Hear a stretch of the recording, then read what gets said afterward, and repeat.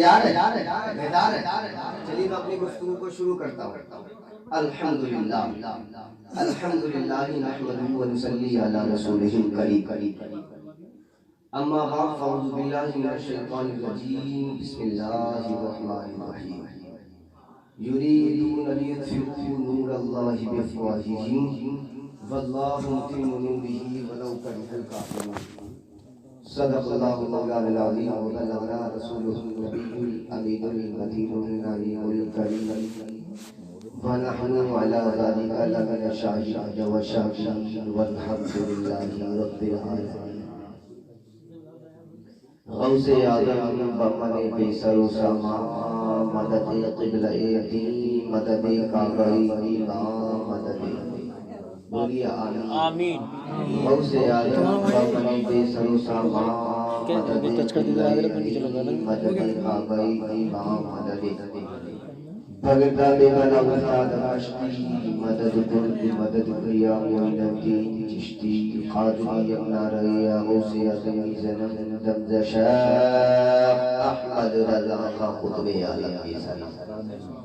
قادری نارے غوث اعظم زنم دمز مرشد متقی مفتی عالم کی سلام. تیری سرکار میں لاتا ہی رضا اس کو شفیع یا رسول اللہ. تیری سرکار میں نے اپنی تقریر کا عنوان کرنے سے پہلے زیادہ لمبی چوڑی تمہید نہیں بانی ہے کیونکہ میں جانتا ہوں یہ سب میرے رشتہ دار ہیں. الحمدللہ بہت دور دراز سے سفر کر کے ہمارے خالد صاحب تشریف لائے اور بھی سب رشتہ دار ہیں. لیکن میں اپنی گفتگو میں سب کا تعارف نہ کرا کر کے اپنی گفتگو سے قبل میں نے اعلیٰ حضرت عظیم البرکت کا ایک شعر بولا کہ یا رسول اللہ تیری سرکار میں لاتا ہی رضا اس کو شفیع. ذرا وقت سے بولے سبحان اللہ. تیری سرکار میں لاتا ہی رضا اس کو شفیع. جو میرا غوث ہو بیٹا میرا جو میرا غوث ہے اور لاڈلا بیٹا تیرا. واہ کیا جنوب کرم ہے شہ بطحا میرا. واہ کیا جنوب کرم ہے شہ بطحا تیرا. نہیں سنتا ہی نہیں مانگنے والا تیرا. نہیں سنتا ہی نہیں مانگنے والا تیرا. فرش والے یہ فرش والے تیری شوکت کا علو کیا جانے. فرش والے تیری شوکت کا علو کیا جانے. خسروا عرش پر اڑتا ہے ٹھہرا. خسروا عرش پر اڑتا ہے ٹھہرا تیرا. اور میں تو مالک ہی کہوں گا یا رسول اللہ. میں تو مالک ہی کہوں گا کہ ہو مالک کے حبیب یعنی محبوب و محب میں نہیں میرا تیرا. یعنی محبوب و محب میں نہیں میرا تیرا. اپنی جگہ پر مسلط ہے کہ خدا شاہد ہے وہ بازار لگتا ہے مدینے میں. بے شک خدا شاہد ہے وہ بازار لگتا ہے مدینے میں. اور جو دنیا میں نہیں ملتا وہ ملتا ہے مدینے میں. جو دنیا میں نہیں ملتا وہ ملتا ہے مدینے میں. اور شاعر لکھتا ہے کہ شوکت شاہی تاج خسروی لے جائے گا. بس بولے سبحان اللہ. ایک مرتبہ اور جی لگا کر کے بولے یا رسول اللہ. شوکت شاہی تاج خسروی لے جائے گا. تو خدا کے گھر فقط عشق نبی لے جائے گا. شوکت شاہی تاج خسروی لے جائے گا. خدا کے گھر فقط عشق نبی لے جائے گا. اور تھام لے احمد رضا کا مسلک حق. تھام لے احمد رضا کا مسلک حق. تھام لے باغ جنت میں تمہیں مسلک یہی لے جائے گا. باغ جنت میں تمہیں مسلک یہی لے جائے گا. اور مفتی اعظم میرے یہ فیصلہ کر کے گئے. علماء کی توجہ چاہوں گا. جی عطا ہو. مفتی اعظم میرے یہ فیصلہ کر کے گئے اب تمہیں منزل کی جانب. مفتی اعظم میرے یہ فیصلہ کر کے گئے اب تمہیں منزل کی جانب ازہری لے جائے گا. اب تمہیں منزل کی جانب ازہری لے جائے گا اور جس کے سینے میں جلے گا علم قرآن کا چرا. امام صاحب قبلہ کو دیکھیے، عالم صاحب قبلہ کو دیکھیے، شعر ملاحظہ کیجیے. جس کے سینے میں جلے گا علم قرآن کا چراغ، باپ ماں کو خود گئی بیٹا وہی لے جائے گا. باپ ماں کو خود گئی بیٹا وہی لے جائے گا. شعر ہے علی کو غازی بدر و حنین کہتے ہیں، علی کو غازی بدر و حنین کہتے ہیں، حسن کو ستے شہ مشرقین کہتے ہیں. علی کو غازی بدر و حنین کہتے ہیں، حسن کو ستے شہ مشرقین کہتے ہیں. اور وفا کی آخری منزل کا نام ہے عباس. وفا کی آخری منزل کا نام ہے عباس. جہان صبر و رضا کو حسین کہتے ہیں، جہان صبر و رضا کو حسین کہتے ہیں، جہان صبر و رضا کو حسین کہتے ہیں. تو ایک مرتبہ درود پاک پڑھے اور میں اپنی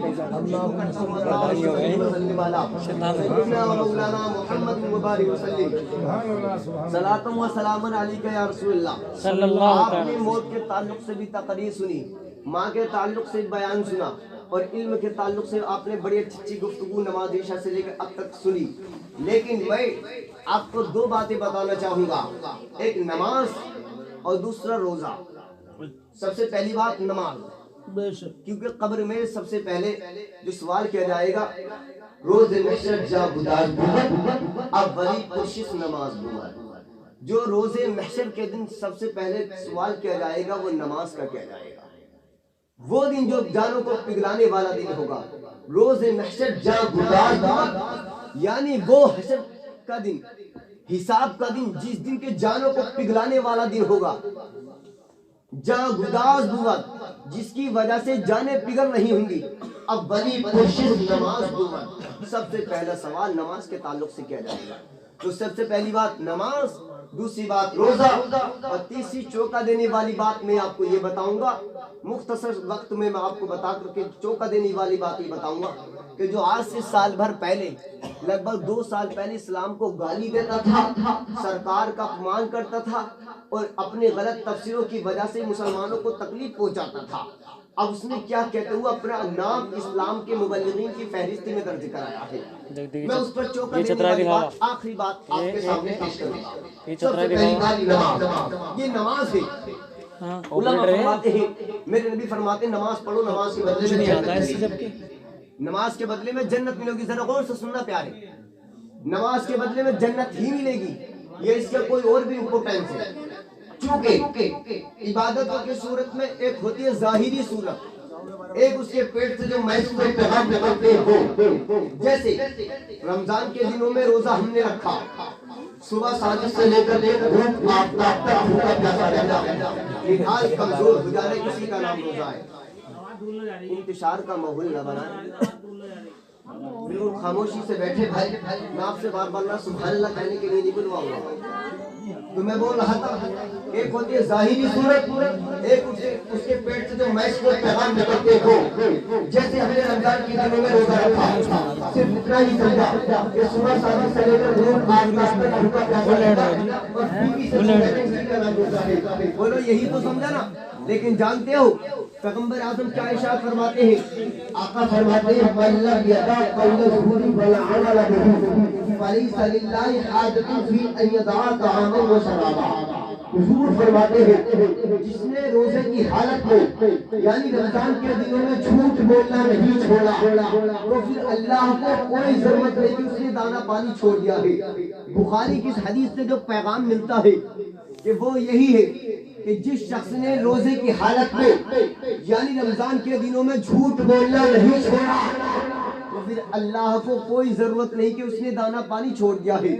تو بخاری کی اس حدیث سے جو پیغام ملتا ہے وہ یہی ہے کہ اللہ ہماری اخلاقی تربیت کر رہا ہے، ہمیں ہمارے گناہوں کو چھوڑنے کی ٹریننگ دینا چاہتا ہے.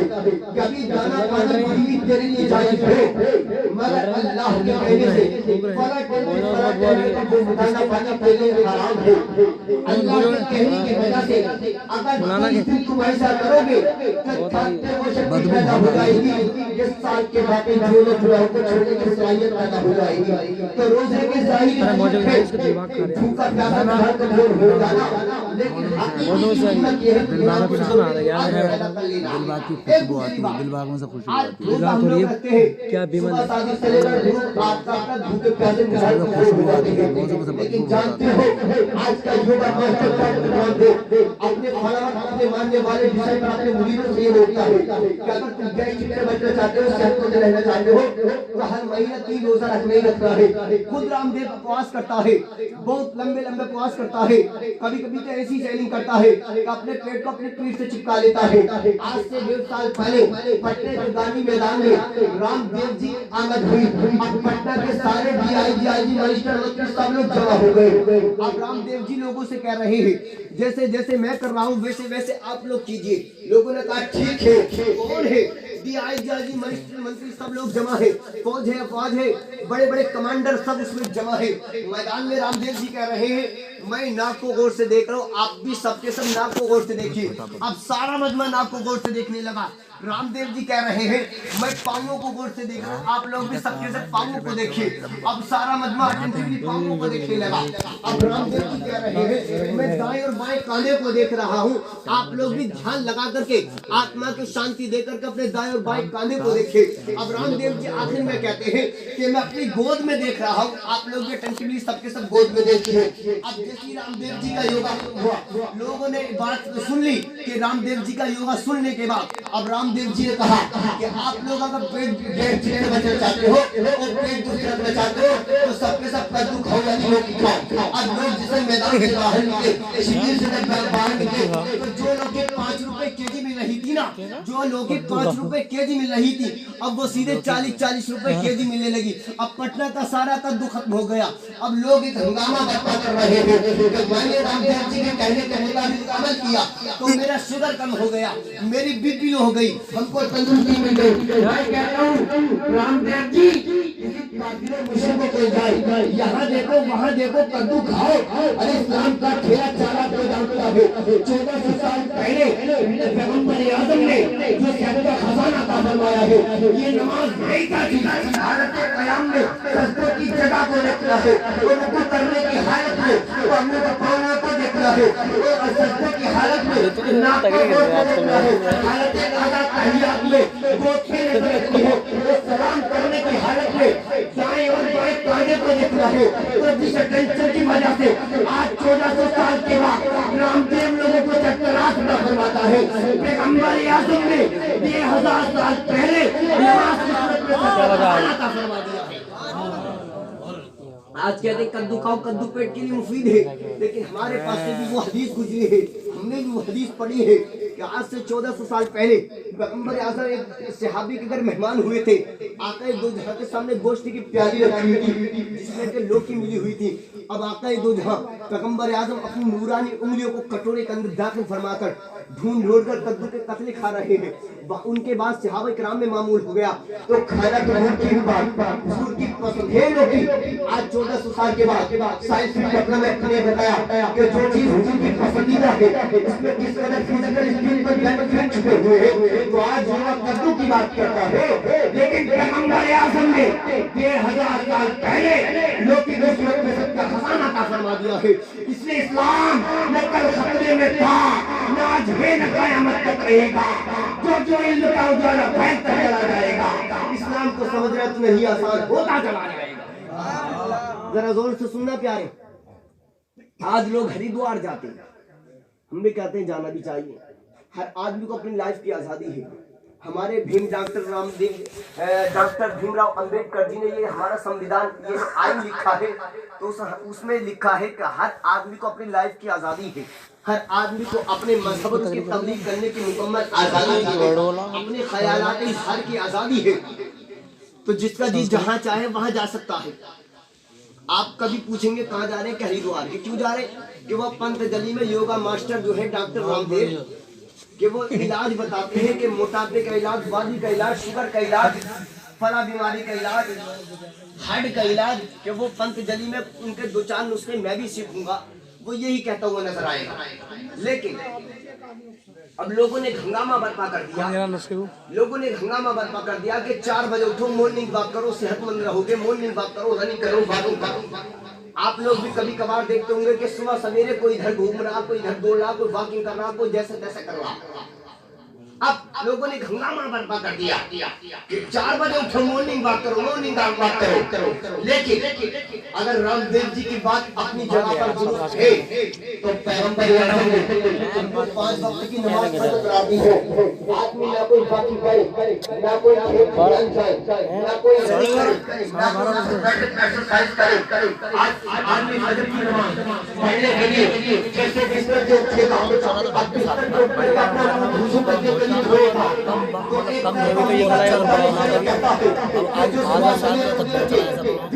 آنکھ میں پانی ڈالے گا تو زندگی کی آخری سال تک وہ موتے بندے کی بیماری سے محفوظ رہے گا. میں کہہ رہا ہوں کہ کی نماز پڑھنے کے لیے جیسے کہ بستر سے اوپر کے وضو کرے گا، ایک طرف سے جب تم منہ دھوئے گا تو بیماریوں سے، خطرناک بیماریوں سے آنکھ محفوظ رہے گی.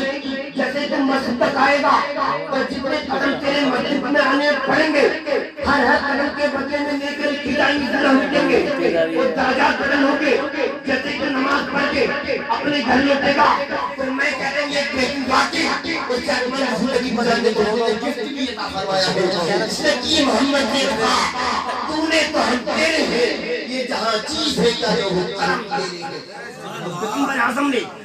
پیغمبر اعظم نے اس دین کو پسندیدہ دین قرار دیا ہے کہ جو میں دیتا ہوں لے لو اور جس سے میں روکتا ہوں رک جاؤ. میری بات مانو، جنت بھی ملے گی، دنیا میں صحت و تندرستی بھی ملے گی. روزہ آپ لوگوں نے دیکھا ہوگا صحت کیسے ملتی ہے. پیغمبر اعظم فرماتے ہیں سومو تصحو، روزہ رکھو صحت مند ہو جاؤ گے. سائنس میرا فرماش کر رہا تھا you will be healthy. پیغمبر اعظم فرماتے ہیں سومو تصحو. تو امریکہ کا دانشور بولا کہ you will be healthy، روزہ رکھو صحت مند ہو جاؤ گے. اس لیے کہ جو دن میں 10 بار کھاتا ہے، ذرا غور سے سننا پیارے، میں آپ کا زیادہ وقت نہیں لوں گا. ذرا سائنس بھی آپ کو میں کچھ آپ کے دماغ میں اتارنا چاہتا ہوں کہ اسلام کیا ہے. ہمیں ہمیشہ اپنے اٹھنے بیٹھنے میں، کھانے پینے میں ہمیں اسلام کو فالو کرنا چاہیے. ہمیں اسلام کے ہر پیغام کو دیکھنا چاہیے کہ اسلام کھانے میں کیا کہہ رہا ہے، اسلام پینے میں کیا کہہ رہا ہے. اگر بیت الخلا جائے تو اسلام کا کیا حکم ہے، اگر بیت الخلا سے نکلے تو اسلام کیا کہتا ہے. مسجد میں قدم میں ڈالے تو پہلے کون سا قدم بڑھائے، مسجد سے نکالے تو پہلے کون سا قدم بڑھائے. تو اس نے اسلام کو فالو کرنا چاہیے. اسلام ایک مکمل زندگی کا آئیڈیل ہے. اسلام ایک ایسا دین ہے، پسندیدہ دین قرار دیا ہے. حضور نے فرمایا سومو تصحو، جو میں دیتا ہوں لے لو، یعنی روزہ رکھو صحت مند ہو جاؤ گے. تو میں بات کر رہا تھا جو دن میں 10 بار کھاتا ہے تو اس کا گردہ ہمیشہ حرکت کرتا رہتا ہے، اس کی کڈنی ہمیشہ حرکت کرتی رہتی ہے، جس کی وجہ سے کڈنی اور معدے کا نظام چرمرا جاتا ہے. لیکن وہ مکمل 12-15 گھنٹے میں اس کو آرام ملتا ہے، اس کڈنی کو آرام ملتا ہے، معدے کو آرام ملتا ہے. آج میڈیکل سائنس کہتی ہے معدے کو آرام چاہیے، کڈنی کو آرام چاہیے، معدے کو آرام چاہیے. لیکن حضور نے فرمایا روزہ رکھو صحت مند ہو جاؤ گے. تو دنیا دار کے فارمولے پر چلنے میں دو جہان کی گواہی کا معاملہ ہے اور میرے مصطفیٰ کی ہدایت کو مطابق کرنے میں دو جہان میں زندگی گزارنے کا ایک بہترین گفٹ عطا فرمایا ہے. اس لیے کہ محمد سے تو نے تو ہم تیرے ہیں، یہ جہاں چیز ہے کا لوہ قلم تیرے ہیں. نماز کی بات چل رہی تھی. نماز ہی نماز کے بدلے میں جنت ملے گی. لیکن تعجب مجھے اس بات پر ہے، وقت بڑی تیزی کے ساتھ بھاگ رہا ہے. تعجب مجھے اس بات پر ہے کہ آج سے کئی سال پہلے امریکہ کے ایک دانشور نے یہ کہا تھا کہ میری یہ خواہش ہے کہ پورے واشنگٹن میں نماز کو نافذ کر دوں. آخر کیوں؟ چلیے جناب اس سے چل کر کے پوچھتے ہیں کہ مسلم سماج میں پیغمبر اعظم نے نماز کو فرض قرار دیا ہے کہ جو جان بوجھ کر کے نماز چھوڑے گا، من ترک الصلاۃ متعمدا فقد کفر، جو ایک وقت کی نماز کو جان بوجھ کر کے چھوڑے گا وہ کفر کے قریب پہنچ گیا. فقد ابان الدین، اس نے دین کو چھوڑ دیا. اللہ اکبر، کیا ہو گیا؟ آج سے ہم جنت کے بھروسے نماز کے شوق میں بیٹھے ہیں، لیکن کبھی سوچا کہ پیغمبر اعظم نے کیا فرمایا؟ اب کچھ میں رمضان میں چہل پہل ہوتی ہے، لیکن جیسے عید کا دن آتا ہے تو حسب ثابت مسجد سنی ہوتی چلی جاتی ہے. کیا ہو گیا میرے بھائی مسلمان کو؟ لیکن امریکہ کا وہ دانشور یہ بولتا ہے، وہ عیسائی بولتا ہے میری خواہش ہے کہ پورے باشر کرنے میں نماز کو نافذ کر دو. کیوں؟ اس نے دنیا کے بھلوں سے، یہ جنت کے بھلوں سے نماز کے شوق نہیں بلکہ نماز کے مسائل کی محبوب ہے. جب تو نہیں دنیا کا پہلو ہے. نماز کے بدلے میں صحت ملتی ہے. نماز کے بدلے میں صحت کیسے ملتی ہے ذرا غور سے سننا پیارے. جب امریکہ کے گوروں کے دلوں میں دنیا کا مال کمانے کا اس قدر شوق جم گیا کہ امریکی مشینوں کے سامنے 16 گھنٹے کھڑے ہیں, کھانا کھانے کھڑے, ٹوائلٹ باتھ روم پیشاب پاخانہ سب کچھ کھڑے. جو آدمی 16 گھنٹے کھڑا رہے گا, چونکہ ہر آدمی کے اندر یہ دوڑانے خون کا ایک سسٹم ہے, بلڈ سپلائی کا سرکولیشن ہے, یہ بیچ میں ہارٹ ہے یعنی یہ دل ہے, یہ خون ان پٹ بھی کرتا ہے آؤٹ پٹ بھی کرتا ہے, یعنی یہ ہارٹ یہ خون لیتا بھی ہے چھوڑتا بھی ہے, یعنی پمپ کا کام کرتا ہے. تو آپ جب 16 گھنٹے کھڑا رہے گا تو یہ ہارٹ نیچے والے پارٹس کو تو بلڈ سپلائی کر دے گا بغیر کسی پریشر کے. جس طرح 10 منٹ پانی کا ٹینک رہتا ہے بغیر کسی پریشر کے 10 منٹ مکان سے نیچے کو پانی آ جائے گا, لیکن اسی طرح کی روٹی تو طاقت نہیں ہے یہ نیچے والے پارٹس کو بلڈ سپلائی کر دے گا. لیکن اپنے اوپر کو یعنی دماغ تک خون پہنچانے میں اور چہرے کی تمام شریانوں کو خون پہنچانے کے لیے ہماری دل کو پریشر بنانا پڑتا ہے. اب بار بار پریشر بنانے کی وجہ سے 16 گھنٹہ نیچے کھڑے ہیں, اب بار بار پریشر بنانے کی وجہ سے ان لوگوں کے لیے کمزور ہو گئے, خون دماغ تک نہ پہنچایا, باقی مرداروں کو خون نہ پہنچایا, اور نتیجے میں بھی بیمار ہونے لگے. آج آپ دیکھ رہے ہیں چین بھی بیمار ہو رہا ہے, کیونکہ اس کا نتیجہ یہ ہے کیونکہ ہر آدمی کو خون کی ضرورت ہے, دماغ کو خون کی ضرورت ہے. اس کا نتیجہ یہ ہے کیونکہ ہر آدمی کا چہروں پر کالے کالے دانے نکلنے لگے. اس کی وجہ یہ تھی واجب مقدار خون نہ پہنچ پا رہا تھا. اس کی وجہ سے یہ تھی کہ خان جب خون نہ پہنچ پا رہا تھا تو کالے کالے جب چہروں پر دانے نکلنے لگے تو لوگوں نے میڈیسن لینا شروع کر دیا. اب اس نے میڈیسن لینا شروع کر دیا. لوگوں نے جب میڈیسن لینا شروع کیا تو ایک ماہر نے مشورہ کیا بغیر کسی دوائی کے کس طریقے سے اس کو ختم کیا جا سکتا ہے, اس مرض کو بغیر دوائی کے کس طریقے سے ختم کیا جا سکتا ہے. کیونکہ ہر آدمی کے اندر دوڑانے خون کا سسٹم ہے. جس طرح 10 منزلہ مکان کے اوپر پانی پہنچانے میں پریشر بنانا پڑتا ہے, اسی طرح دل کو قدرتی طور پر طاقت ملی ہے, یہ تھوڑا پورا کرتا ہے, پریشر بناتا ہے, تب کئی دماغ کی ساری رگوں میں اور چہرے کی تمام شریانوں میں خون کو پہنچاتا ہے. جب ماہر کی نظر اب وہاں کے ماہر نے میڈیکل رپورٹ میں بھی بیٹھ کر کے مشورہ ڈھونڈنا شروع کیا تو ایک ماہر کی نظر جب نماز پر پڑھی تو اس کے ہوش اڑ گئے. اس نے یہ کہا کہ مسلم سماج میں 5 وقت کی نماز مسلم سماج ہے مسلمان کو خزانہ عطا فرمایا ہے. مسلمان ہر ٹائم میں کئی رکعت نماز پڑھ رہا ہے اور ہر رکعت کے اندر اسٹینڈنگ پوزیشن بھی ہے, ریکلائن پوزیشن بھی ہے اور سیٹنگ پوزیشن بھی ہے. آدمی جیسی نماز پڑھ کھڑا ہوگا تو یہ ہاتھ نیچے والے پارٹ کو بریک اپ نہیں کرے گا. جیسے ہی رکوع میں جائے گا گردن اور دل کا لیول برابر ہو جائے گا, اب گردن تک خون پہنچ جائے گا. جیسے ہی سر سجدہ میں رکھ دے گا دل اوپر ہو جائے گا, دماغ نیچے ہو جائے گا, اور دماغ کی ساری رگوں میں اور چہرے کی تمام شریانوں میں خون پہنچ جائے گا. جب اسماعیل کی نظر نماز کو پڑھی ہوئے ہوش ہو گئے, اس نے یہ کہا میری خواہش ہے کہ پورے واشنگٹن میں نماز کو نافذ کر دوں تاکہ امریکی بھائی بے شمار جھوٹے اور جنازے بیماری سے محفوظ ہو جائے. پتہ یہ چلا کہ میرے مصطفیٰ کا علم بڑھ رہا ہے, میرے مصطفیٰ کی قانون کی نسبت چلی جا رہی ہے. اس میں ہر آنے والا دن کوئی نہ کوئی اس کو ضرور کرنا پڑتا ہے.